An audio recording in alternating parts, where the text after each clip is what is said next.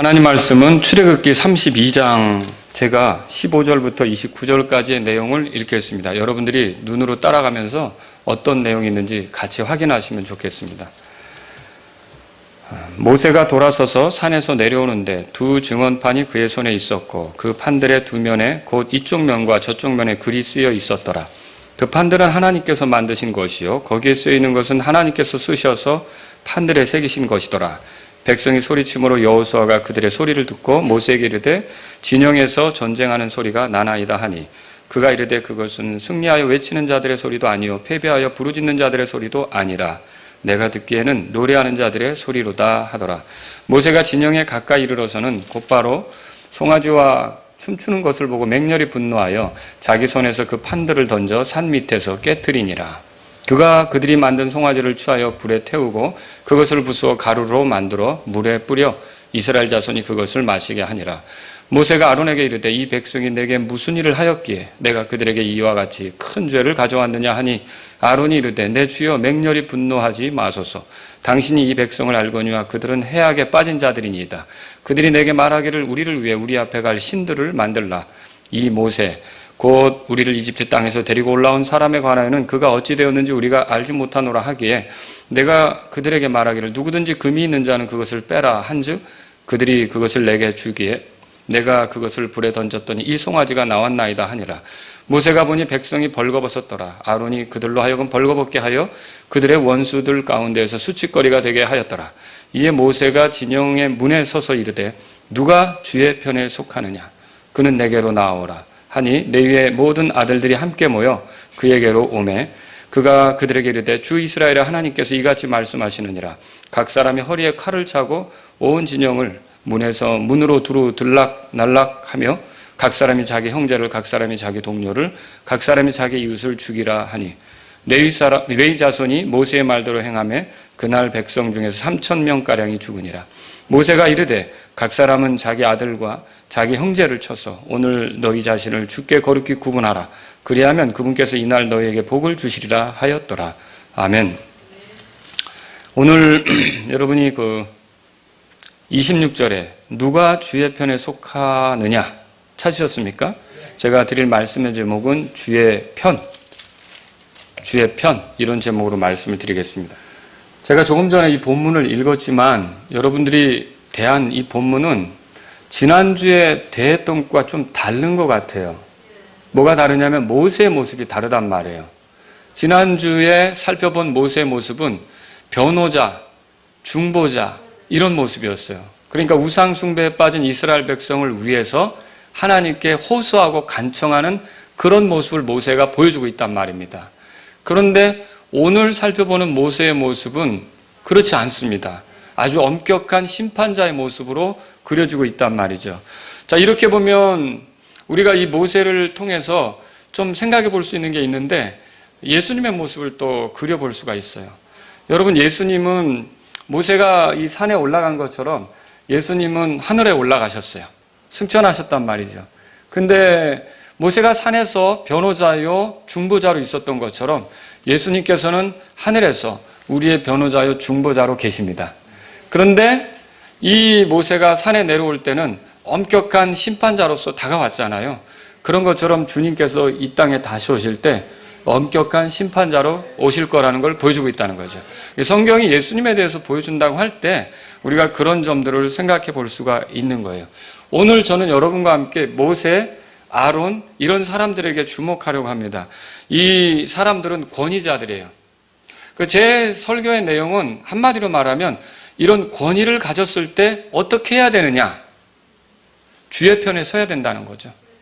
그리고 권위 아래에 있을 때 어떻게 해야 되느냐? 우리의 원대로 뭘 요구하고 이런 게 아니라 주의 편에 서야 된다는 거죠. 그것이 권위를 존중하는 길이라는 거예요. 그래서 주의 편으로 나아가야 되는 거예요. 자, 여기 이걸 잠깐 생각해 보면 모세가 이렇게 산에 올라갈 때 이스라엘 백성을 그 산 아래에서 그냥 방치해두고 떠난 게 아니에요. 그들에게 아론을 세워줬어요. 아론이 인도자 역할을 했던 거예요. 아론에게 권위가 주어진 거예요. 아론이 이스라엘 백성을 그 당시 아론이 제사장이었느냐? 아닙니다.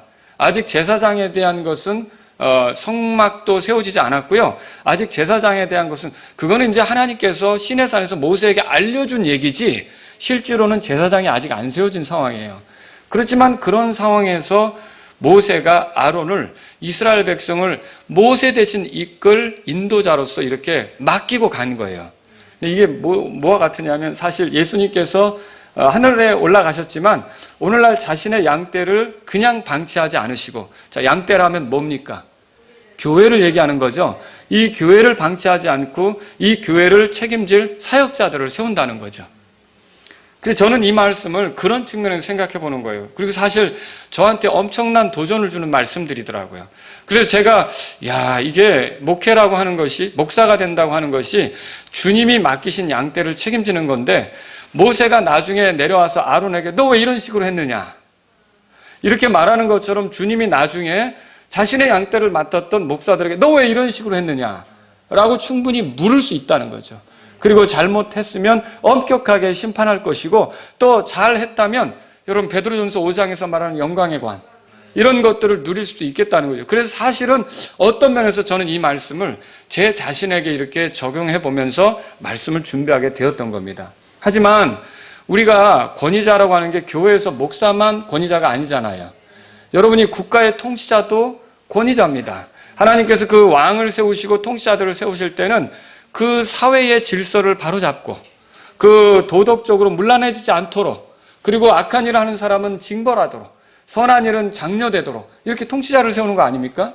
그리고 또 여러분 가정에서는 누가 권위자입니까? 남편이 권위자가 될 수도 있는 거죠. 그리고 또 자녀들에 대해서는 부모가 권위자가 될 수도 있는 거고요. 또 학교에서는 누가 권위자가 되는 겁니까?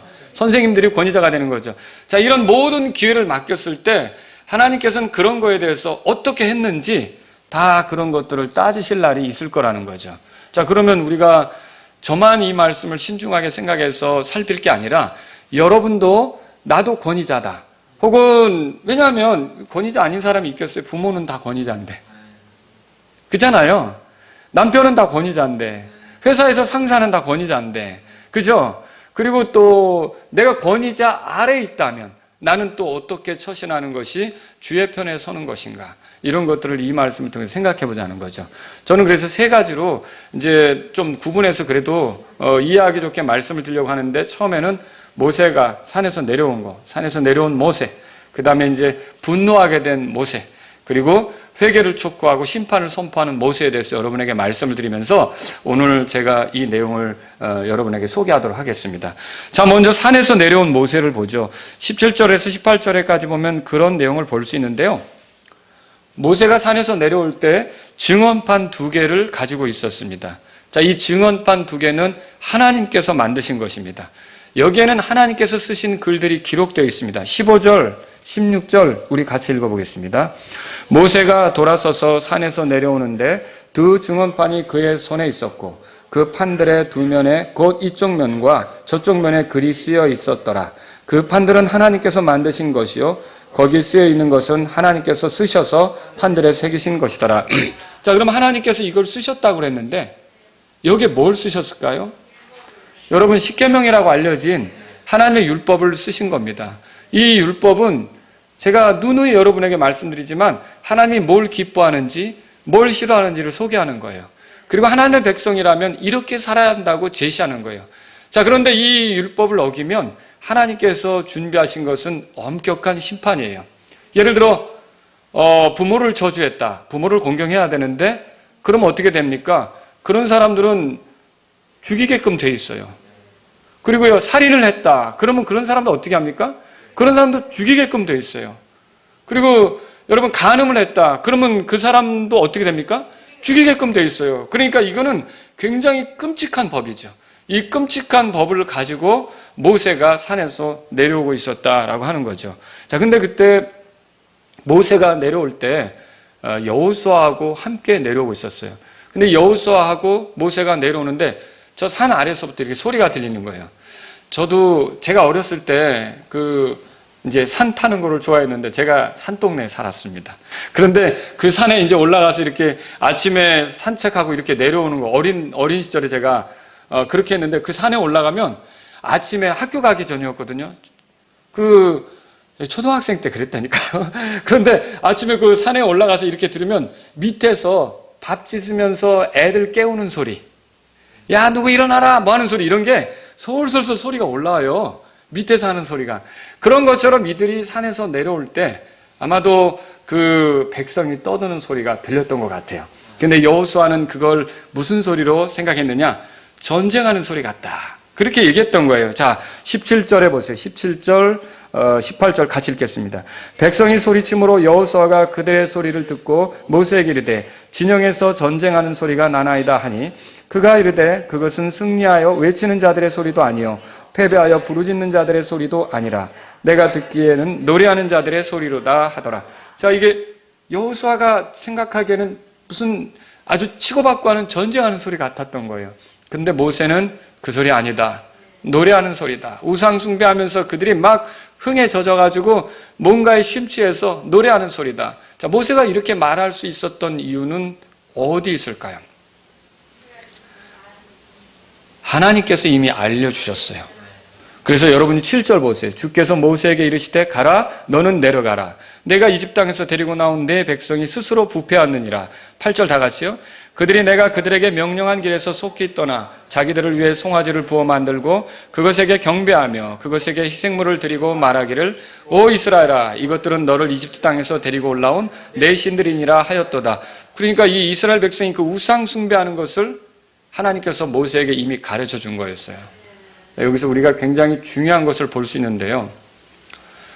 이 권위자들 혹은 뭐 이렇게 어떤 책임을 맡은 자들이 어떻게 하면 자기가 다루고 있는 백성들의 상황을 잘 파악할 수 있는가? 어떻게 하면 그런 상황들을 잘 파악할 수 있는가? 여러분, 그거는 해답이 이겁니다. 주님과 교제하는 사람이 그것을 잘 파악할 수 있다는 것입니다. 자, 여호수아가 모세를 따라 올라가기는 했으나 하나님이 만나주신 사람은 여호수아가 아니었습니다. 모세였단 말이죠. 여호수아는 그럼 어떻게 했느냐? 하나님께서 모세를 만나주시는 동안 다른 데서 기다려야 했던 거예요. 그러니까 혼자 있었던 거죠, 어떻게 보면. 자, 그것도 대단한 겁니다. 모세가 하나님과 소통을 끝내고 나올 때 이제 모세를 수종드는 사람으로서 함께 움직이게 된 것이 여호수아거든요. 이렇게 보면 여호수아는 실제로 하나님하고 소통한 게 아니었고요, 모세를 기다리고 있었던 거예요. 그런데 하나님하고 소통하고 있었던 자는 누굽니까? 모세였던 거죠. 그러면 하나님하고 소통했던 이 사람이 이 아래에서 일어나는 상황에 대해서 너무도 정확히 알았다는 거죠. 저는 여러분과 제가 우리가 살아가는 이 환경의 상황들을 정확히 판단하려고 할 때, 정확히 보려고 할 때 필요한 게 뭐냐? 하나님과 교제하는 것입니다. 여러분, 하나님과 교제할 때 하나님께서 볼 수 있게 하신다는 거예요. 자, 단지 하나님과 교제 없이 내 눈으로 보는 거하고 내가 듣는 경험으로 아는 거하고 하나님께서 나에게 가르쳐 주셔서 하나님의 관점에서 보기 시작하는 거하고는 차원이 다르다는 거죠. 근데 모세는 하나님께서 주신 말씀이 있으니까 그 말씀에 의존해서 아래에서 일어나고 있는 일들을 파악할 수 있었던 거예요. 그러나 여호수아는 그것이 없었기 때문에 그게 전쟁하는 소리로 오해해서 이렇게 파악할 수밖에 없었던 거죠. 여러분과 제가 인생을 살아가면서 하나님의 뜻이 무엇인가, 지금 상황이 어떤가, 이런 것들을 잘 파악하길 원한다면 주님과 교제하십시오. 하나님 말씀을 구하십시오. 그리고 주님이 뭐라고 말씀하시는지 들으려고 하십시오. 그리고 주님께 기도하십시오. 주님께 사정을 아뢰십시오. 그러면서 주님과 소통하는 시간들이 필요하다는 거죠. 그렇게 할 때 권위자로서 내게 맡겨진 양떼의 상황도 잘 볼 수 있을 것이고, 내가 뭐 아버지라면 내 가족의 상황을 잘 볼 수 있을 것이고, 내가 통치자라고 하면 그런 백성의 상황들을 잘 볼 수 있는 그런 형편에 있게 될 거라는 거죠. 그래서 하나님과 교제하는 것, 주님과 교제하는 게 정말 권위자들에게는 중요하다. 여러분, 이걸 정리하시기 바랍니다. 두 번째로 우리가 살펴볼 건 분노한 모세에 대해서 보려고 하는 겁니다. 모세는 진영에 가까이 이르러 이스라엘 자손이 금송아지와 그들이 그 앞에 춤추는 것을 보고 맹렬히 분노했어요. 19절 한번 보죠. 19절 읽겠습니다. 모세가 진영에 가까이 이르러서는 곧바로 송아지와 춤추는 것을 보고 맹렬히 분노하여 자기 손에서 그 판들을 던져 산 밑에서 깨뜨리니라. 이 모세가 산에 오르기 전에 이스라엘 백성이 어떠했는지 여러분 기억하실 수 있겠어요? 출애굽기 24장에 보면 그 내용이 있는데 잠깐 돌아가 볼까요? 출애굽기 24장으로 가보시죠. 3절에 모세가 와서 주의 모든 말씀과 판단의 모든 법도를 백성에게 고하매 온 백성이 한 목소리로 응답하여 이르되 주께서 하신 모든 말씀을 우리가 행하리이다. 그러니까 백성들의 그 반응, 모세가 하나님 말씀을 전했을 때의 그 반응, 이건 어떤 것이었습니까? 그 말씀대로 하겠다. 이런 걸 보여주었던 거죠. 여러분 5절에 보세요. 그래서 그들이 또 소들로 화평 업무를 삼아 하나님께 희생물을 드렸던 것도 기록되어 있어요. 7절에 보세요. 언약의 책을 가져다가 백성이 듣는 데서 읽음에 그들이 이르되 주께서 말씀하신 모든 것을 우리가 행하고 순종하리다. 이렇게 했어요. 자, 11절에 보세요. 그래서 그 고귀한 자들이 같이 있죠. 그분께서 이스라엘 자손의 고귀한 자들에게 자신의 손을 대지 아니하셨으므로 그들도 하나님을 보며 먹고 마셨더라. 자, 이들이 하나님에 대한 경험을 한 거예요. 그리고 그 말씀대로 살겠다고 한 거고요. 그리고 하나님께 희생을 드렸던 거죠. 그런데 지금 모세가 내려와서 보니까 그런 모습은 어디로 가버리고 그들이 신들을 만들어서 하나님이 하지 말라고 한 그대로 하면서 신들을 섬기고 그들에게 희생을 드리고 그 신들 앞에서 먹고 마시면서 이러고 있는 거예요. 자, 이 상황이 어떻습니까? 모세가 기대할 수 없는 그런 상황이 벌어지고 있는 거죠. 그러니까 하나님에 대해서 도전하는 거예요. 하나님 앞에서 보였던 순전한 마음의 생각들, 그런 순전한 태도들, 이런 것이 아니었던 거죠. 그때 모세가 가지고 있던 돌판을 내던져서 그 산 밑에서 깨트릴 수밖에 없었던 거예요. 여러분, 야, 모세는 왜 또 그 온유한 사람이 그걸 깨트렸는가? 아, 이게 정말 심보가 좀 그러네. 심술 되게 한번 화나니까 그거 좀 주체할 수가 없구나. 뭐 이렇게 생각하실 수도 있는데 이게 깨졌던 것은 의미 있는 일입니다. 이 돌판이 깨졌던 것은 뭘 보여주는 거냐? 이스라엘 백성이 하나님의 법을 깨뜨렸다는 것을 모세가 그렇게 드러내는 거라는 거죠. 여러분, 야고보서에 보면 그런 말이 있어요. 누구든지 온 율법을 지키다가 한 조목이라도 어기면 모든 것에서 유죄가 되나니. 야고보서 2장 10절인데 읽어보신 적 있으시죠? 자, 하나님께서 금하신 신들을 만들어 섬겼으니 십계명의 두 번째 명령을 어긴 거 아닙니까? 이렇게 주만 섬기라고 한 것도 어긴 거고요. 이런 명령을 어겼기 때문에 이들은 율법을 깨뜨렸고 유죄가 됐다는 것이 이 돌판이 깨지면서 그들에게 제시가 된 거예요. 말하자면 하나님께서는요, 이스라엘과 계약 관계를 맺어서 더 깊이 들어가려고 하셨는데 계약서 있잖아요. 이 계약서를 찢어버리신 것과 같은 그런 지금 상황이 벌어졌다, 이렇게 말할 수 있는 거죠. 모세는 그렇게 하고 어떻게 했느냐? 그 금 송아지를요, 불 속에 넣어서 녹여가지고 그거를요 또 가루로 빻아서 그걸 물에 뿌렸어요. 그리고 이스라엘 백성도로 그걸 마시라고 한 거예요. 20절 다 같이 보겠습니다. 20절 출애굽기 32장 20절로 돌아가겠습니다. 같이 읽습니다. 그가 그들이 만든 송아지를 취하여 불에 태우고 그것을 부수어 가루로 만들어 물에 뿌려 이스라엘 자손이 그것을 마시게 하니라. 자, 이거 왜 또 마시게 했을까요? 그들이 신뢰했던 우상이요, 불 속에 들어가고 빠지고 사람의 입으로 들어가는 동안 아무것도 못했던 거예요. 만약 그 우상이 힘이 있다면 그걸 불 속에 넣을 때 못 넣게 했을 거 아닙니까? 그리고 그걸 빻을 때 이놈들하고 뭔가 힘을 드러냈을 거 아닙니까? 그리고 어떻게 사람의 입으로 넘어가는 그런 일이 생기겠어요? 한마디로 말해서 모세가 여기서 보여주려고 했던 건 너희들이 그렇게 앞에서 절하고 섬겼던 그것은 아무것도 아니라는 것을 보여주고 싶었던 거예요. 그렇게 의지할 것이 아니라는 것을 가르쳐주고 싶었던 거죠. 여러분, 고린도전서 8장 4절에 이렇게 써 있습니다. 우상은 세상에서 아무것도 아니며 한 분 외에는 다른 신이 없는 줄 아노라. 여러분, 우상은 아무것도 아닙니다. 거기에 도와달라고 애고를 하고 그 도와달라고 간청을 해도 그게 불태워질 수밖에 없고 부서질 수밖에 없고 사람의 입으로 넘어가는데도 저항할 수 없는 그런 아주 아무것도 아닌 존재라는 거죠. 근데 그런 거 앞에서 절을 하고 도와달라고 하고 빌고 이런 그를 기린다고 하고 이런 행동을 했으니 얼마나 어리석은 행동을 한 겁니까? 이 권위자는, 모세는 그것이 잘못됐다는 것을 이스라엘 안에서 드러내려고 했던 거예요. 그리고 모세가 자기의 위치를 대신해서 이스라엘 백성을 관리하도록 맡겼던 그 아론 있잖아요. 이 아론에게 잘못을 지적합니다. 이 부분은 참 우리가 좀 살펴볼 필요가 있어요. 왜냐하면 우리도 아론과 같은 위치에 있으면서 아론이 범하는 잘못을 범할 수 있기 때문에 그래요. 아버지가 그런 식으로 잘못할 수 있고요. 부모가 그런 식으로 잘못할 수 있고요. 목사가 그런 식으로 잘못할 수 있고요. 대통령이 그런 식으로 잘못할 수 있고요. 이런 그 권위자가 그 위치에 있으면서 잘못할 수 있기 때문에 이 부분을 살펴보는 건 중요하다는 거죠. 여러분 보세요. 여기 32장에 보면은요, 21절에 모세가 이렇게 말합니다. 같이 읽습니다. 모세가 아론에게 이르되 이 백성이 내게 무슨 일을 하였기에 내가 그들에게 이와 같이 큰 죄를 가져왔느냐 하니. 자, 너가 도대체 이 사람들이 뭐라고 했길래 이렇게 큰 죄를 가져왔느냐. 그렇게 했어요. 죄 중에는 큰 죄가 있고 뭐 작은 죄가, 죄는 다 같아요. 그런데도 크게 여겨질 수 있는 그런 죄가 있는데 기획하고 의도적으로 벌인 것, 그런 것이 있다면 엄격결에 자기의 의지와 상관없이 범한 혹은 어떤 자기가 약해서 범한 그런 죄들도 있지 않겠습니까? 그런데 이렇게 엄격결에 범한 죄는 어떻게 보면은 그 기획하고 의도한 거 있잖아요. 이런 것하고 비교할 때 그 기획하고 의도한 게 훨씬 더 큰 죄에 해당하다는 거죠.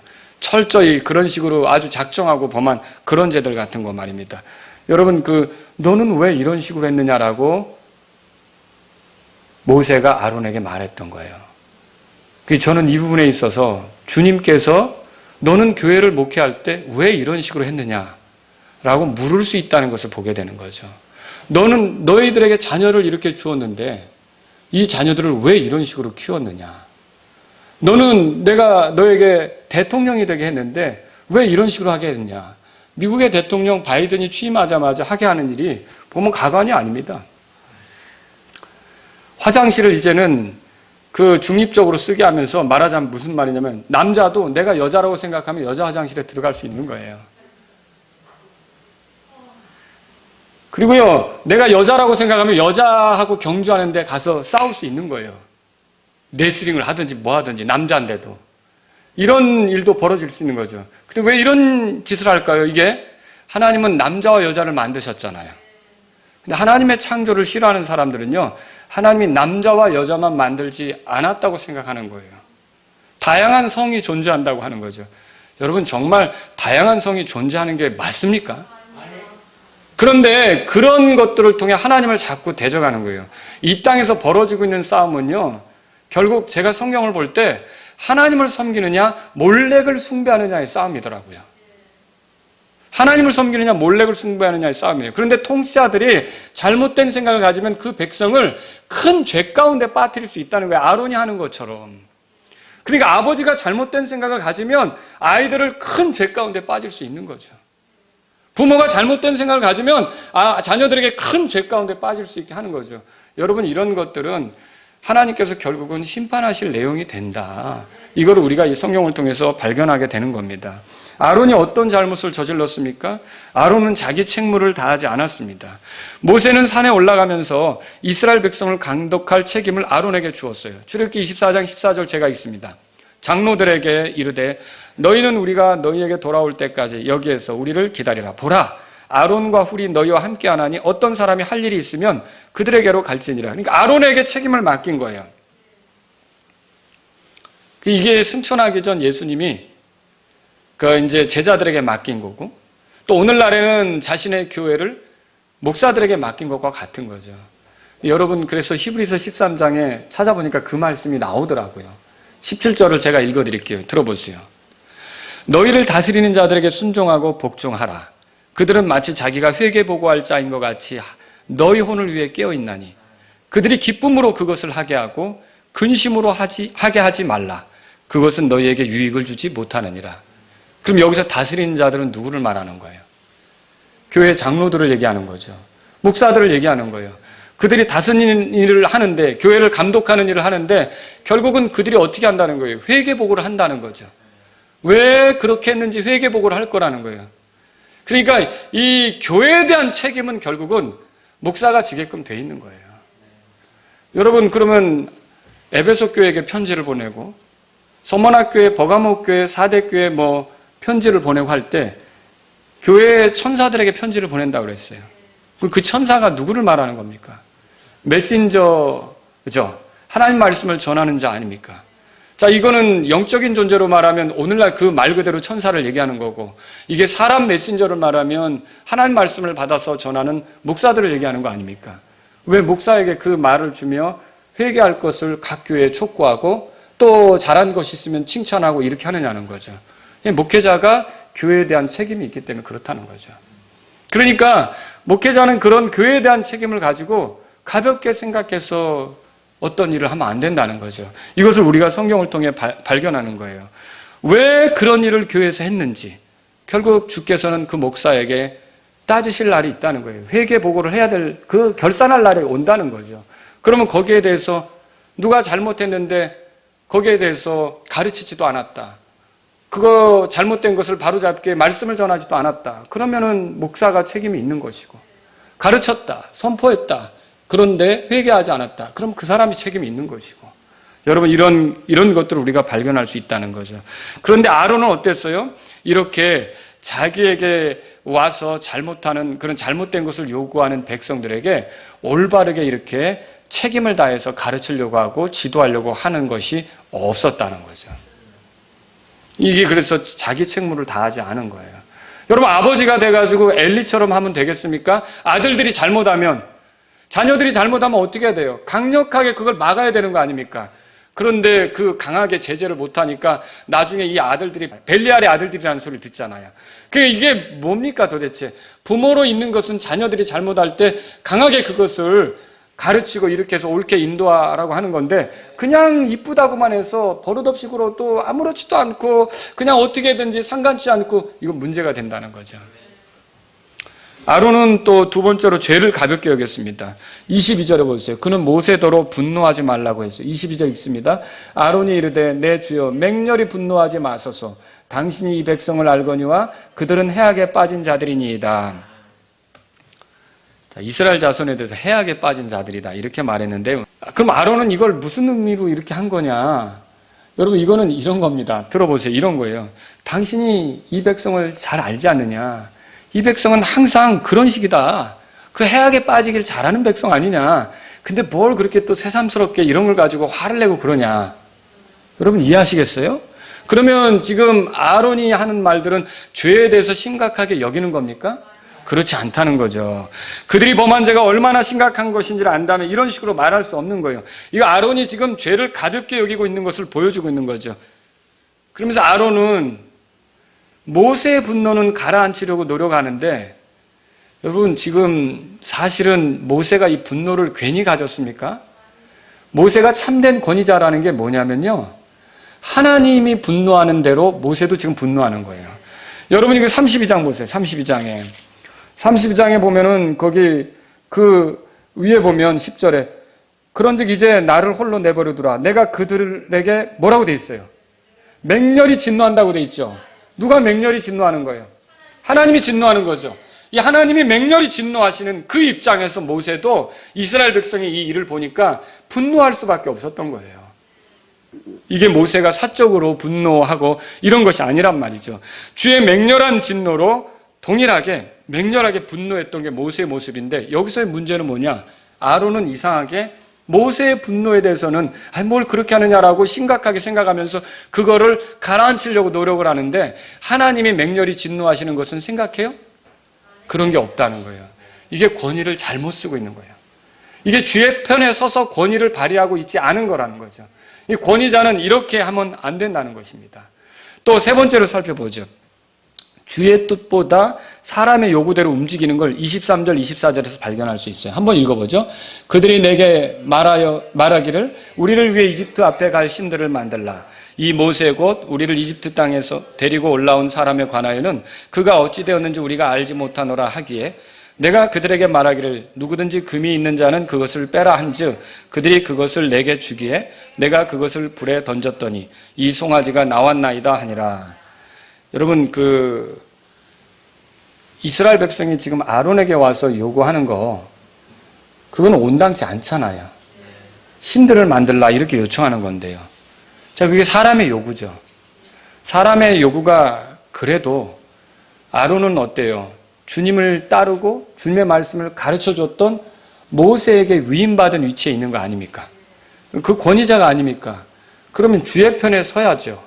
어떻게 사람 편에 선다고 지금 이렇게 하는 겁니까? 오늘날 여러분은 어떤 목사를 원하십니까? 우리가 원하는 대로 이렇게 무엇이든지 해주는 그런 목사를 원하십니까?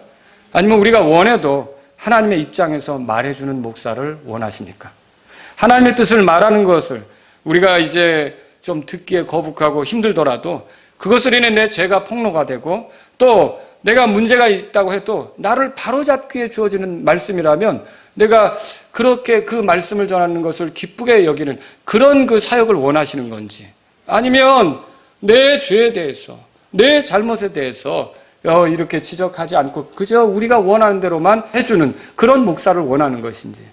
여러분, 아론은요, 사람들이 원하는 대로 해야 하는 것이 아니라 주의 편에 서서 그들이 잘못되었으면 바로잡아줄 위치에 있는 겁니다. 그게 권위자란 말이죠. 그런데 이 아론은 그런 권위를 잘못 쓰고 있었던 거예요. 사람의 요구대로만 움직였던 것입니다. 그리고서 아론은 어떻게 하느냐? 아론의 네 번째 문제는 남 탓을 했던 거예요. 자, 남 탓을 하면서 여기 그 사람들이 와서 이렇게 하는 바람에 내가 그렇게 했다라고 하는 것이죠. 자, 아담이 에덴 동산에서 범죄한 뒤에 하나님께서 아담을 찾아오셨죠. 너 왜 그렇게 했느냐라고 물으니까 아담이 뭐라고 대답하죠? 이 여자가 그렇게 했다고 그랬어요. 여자가 그렇게 얘기해서 그렇게 했다고 그랬어요. 근데 그 문장을 잘 읽어보세요. 하나님께서 내게 주신 여자. 하나님 탓도 하는 거예요. 하나님 탓도 하는 거예요. 여자 탓도 하는 거고요. 자, 이렇게 회개할 마음이 없는 사람들의 이런 특징을 보면요. 왜 그랬냐 이렇게 물을 때 이렇게 남 탓을 하기 시작한다는 거죠. 사울이 아말렉 족속을 진멸하지 않고서 사무엘이 계속 그 왜 그렇게 했는지 묻자 뭐라고 대답합니까? 사무엘기상 15장 24절에 사울이 사무엘에게 이르되 내가 죄를 지었나이다. 내가 백성을 두려워하고 그들의 음성에 순종한 까닭에 주의 명령과 당신의 말씀을 어겼나이다. 자, 통치자가 백성을 두려워한다? 이 민주주의의 폐단이 그거예요. 공산주의, 사회주의 그건 더 우리한테 어울리지 않습니다. 그리스도인들이 사회주의를 한다는 것은 어울리지 않는 거예요. 사회주의가 한마디로 뭐예요? 국가가 모든 걸 통제하는 건데. 여러분들이 정치인들 중에 보면요. 이게 그 권력을 가지고 국민을 통제하려고 하는지 아니면 국민을 섬기려고 하는지 이걸 잘 보셔야 되는 거예요. 그러니까 국민이 자유롭게 살아갈 수 있도록 그 어떤 그 울타리를 쳐주면서 보호해주면서 그렇게 하려고 하는지 국민을 통제하려고 하는지 이걸 잘 보셔야 되는 거예요. 통제하는 정치인을 여러분이 지지하면 안 되는 거예요. 그거는 우리의 신앙을 통제하고 우리의 믿음 생활을 통제하고 우리가 교회로 모이는 걸 통제하고 이런 그런 권력자들 여러분이 지지하는 건요 그리스도인으로서 어울리지 않는 거예요. 자, 이렇게 그 사울은 어떻게 했냐면 백성을 두려워했어요. 백성을 두려워했어요. 그래서 이런 그 권력자들이요 사람의 어떤 인기를 얻겠다고 사람에게 표를 얻겠다고 별걸 다 양보하는 거예요. 근데 그게 하나님 편에 서는 게 아니란 말이죠. 양보하지 말아야 될 것도 있잖아요. 어떻게 낙태에 관한 법안에 법을 만드는 사람들이 거기 동조하면서 갈 수 있느냐는 거죠.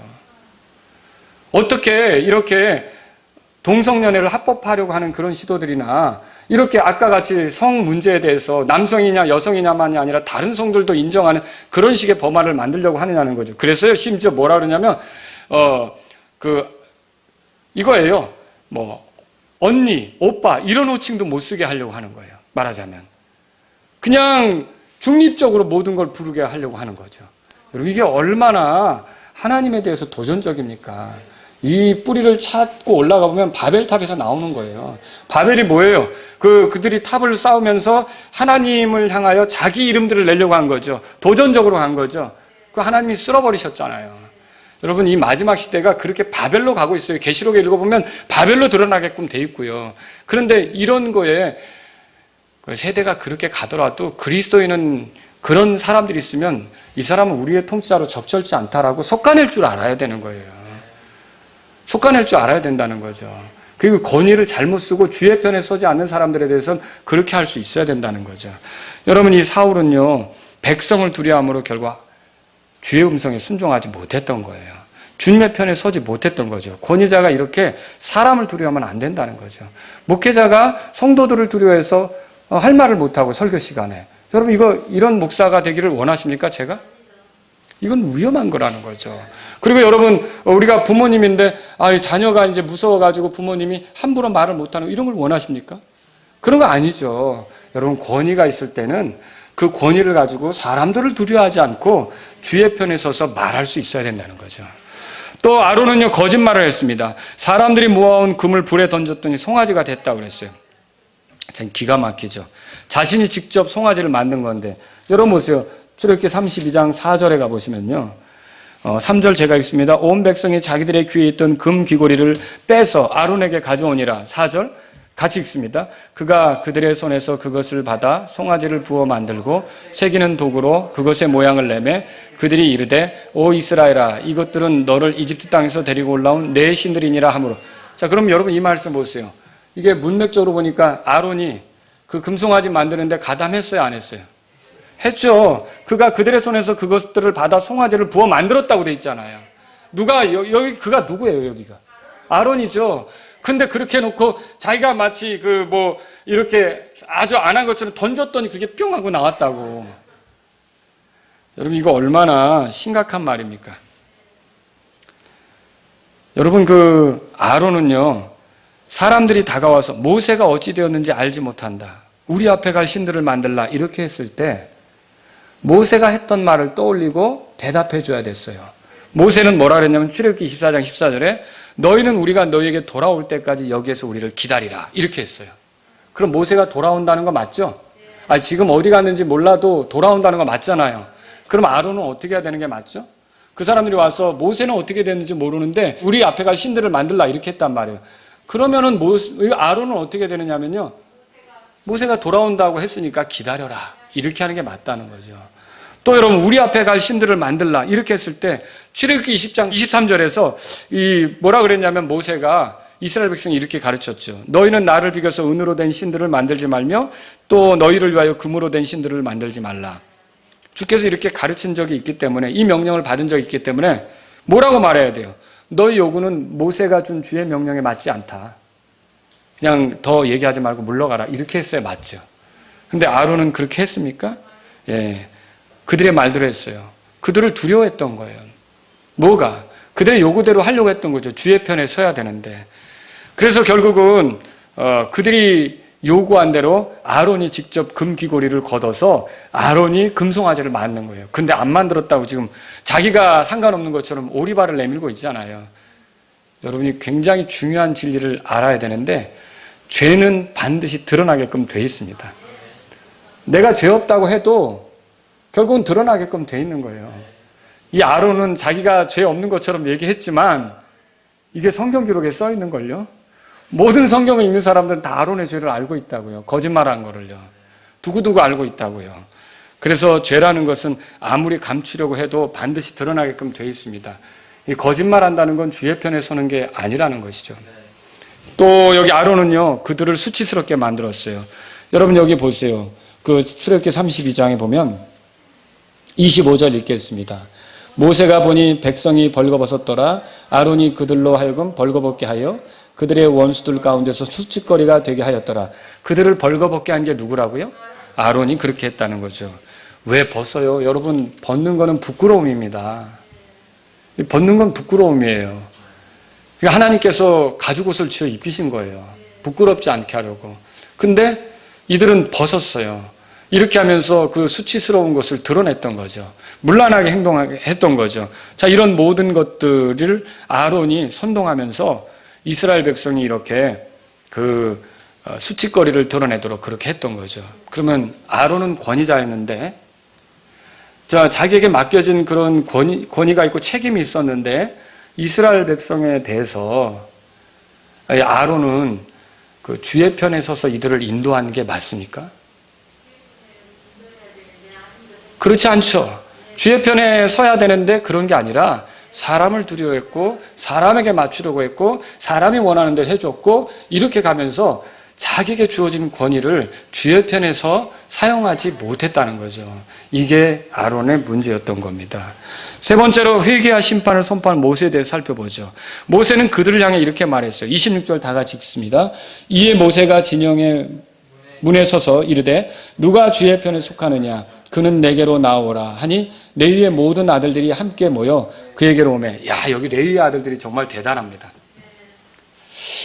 그래서 이들이 레위 지파가 하나님을 섬기는 특별한 지파가 됐나? 그런 생각이 들기도 하는데 주의 편의 선자는 나오라니까 레위의 아들들이 다 나왔다는 거예요. 그들이 우리는 주의 편입니다. 주의 편이길 원합니다. 이런 의도로 자신들을 구별해서 나왔던 거죠. 놀라운 거 아닙니까? 자, 그런데 사실 그들 모두는 원래 주의 백성 아닙니까? 그 백성 안에 주의 편이 있고 주의 편이 아닌 자가 따로 있어야 되는 거냐는 거죠. 아니죠. 근데 지금 모세는 주의 편은 내게로 나오라 이렇게 말하고 있어요. 자, 그리고 자신이 내게로 나오라고 했으니까 자기가 주의 편 중심에 서 있다고 얘기하는 거죠. 근데 오해하지 마십시오. 모세가 지금 편가르기를 하는 겁니까? 아닙니다. 사실 그들을 주의 편이 아닌 것으로 나눈 건 모세가 아니에요. 그들의 죄가 그들을 그렇게 나눈 거란 말이죠. 모세는 그들이 죽게 돌아오도록 주의 편에 서라고 이렇게 회개를 촉구한 거란 말이죠. 자, 이렇게 내게로 오라 이게 말이 교만한 말이냐? 나는 주의 편에 있다. 교만한 말이냐? 그건 아닙니다. 여러분, 우리가 누군가에게 그렇게 말할 수 있잖아요. 내가 예수님을 믿는 것처럼 당신도 예수님 믿었으면 좋겠다. 내가 예수님 피로 죄 용서 받은 것처럼 당신도 죄 용서 받으면 좋겠다. 내가 예수님의 죽으심과 묻히심 부활로 구원받은 것처럼 당신도 구원받으면 좋겠다. 내가 이렇게 예수님의 공로로 하늘나라에 가게 된 것처럼 당신도 하늘나라에 가면 좋겠다. 여러분, 그게 교만입니까? 아니죠. 그거는 모세가 지금 주의 편은 내게로 오라 이게 뭐냐면 나는 주의 편에 섰으니까 이렇게 나와 같이 주의 편에 설 자들은 내게로 오라고 말하는 거죠.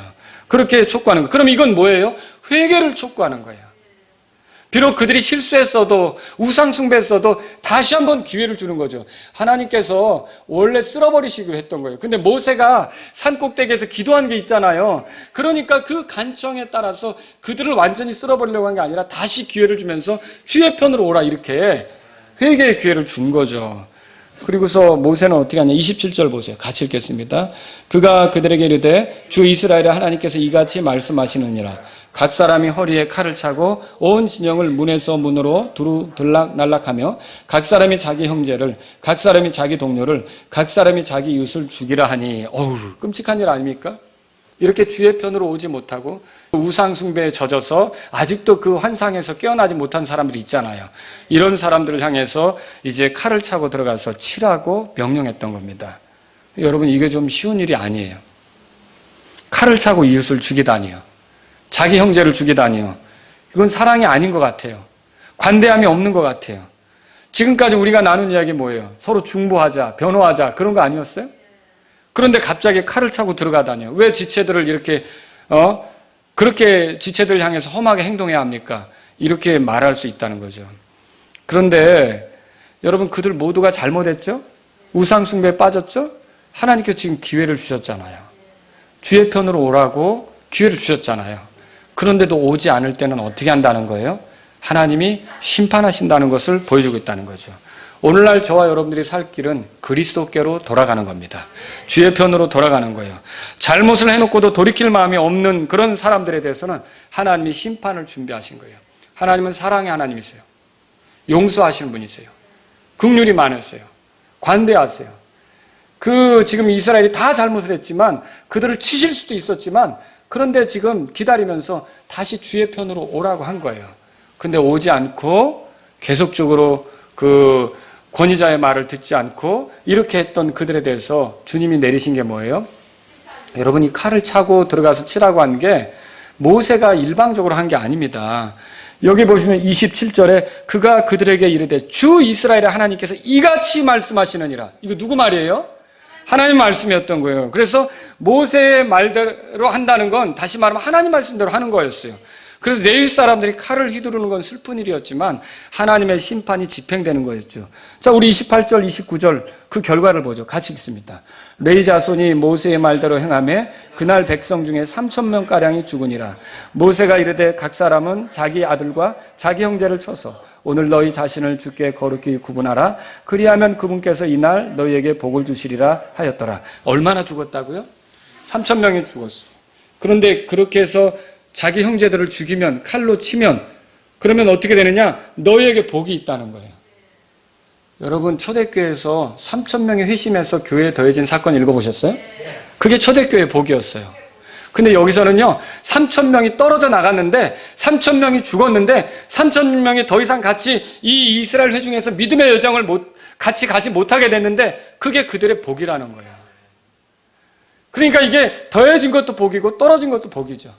그런데 이 회개하지 않는 자들이 떨어져 나간 거에 대해서는 오히려 너희 무리의 복이다라고 지금 성경이 가르쳐주고 있다는 거죠. 여러분, 이런 게 하나님의 관점이에요. 자, 오늘 저는 이렇게 주의 편에 서지 못했던 아론을 보여드렸어요. 권위자였는데, 그리고 모세가 내려와서 주의 편에 서라고 회개를 촉구하는 것을 보여드렸어요. 여러분, 주의 편에 서서 살아가는 분들이 될 수 있기를 바랍니다. 우리는 모세와 같은 목사를 원합니까? 아니면 아론과 같은 목사를 원합니까?